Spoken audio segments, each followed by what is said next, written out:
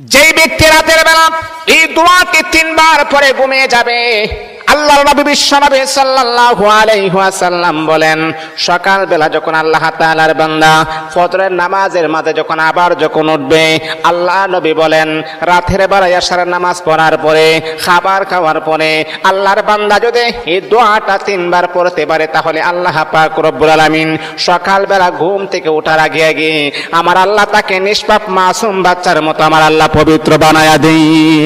দোয়াটা সবাই আমরা জানি, আমরা সবাই কিন্তু দোয়াটা জানি, কিন্তু আমরা আমল করি না। দোয়াটা হলো আস্তাগফিরুল্লাহাল্লাযী লা ইলাহা ইল্লা হুয়াল হাইয়ুল কাইয়্যুম ওয়া আতুবু ইলাইহি লা হাওলা ওয়ালা কুওয়াতা ইল্লা বিল্লাহিল আলিয়্যিল আযীম। 3 বার যদি আপনি পড়তে পারি, ইনশাআল্লাহ আল্লাহ পাক রব্বুল আলামিন আমার আপনার জীবনের সমস্ত গুনাহগুলোকে আমার আল্লাহ ক্ষমা করে দিবে।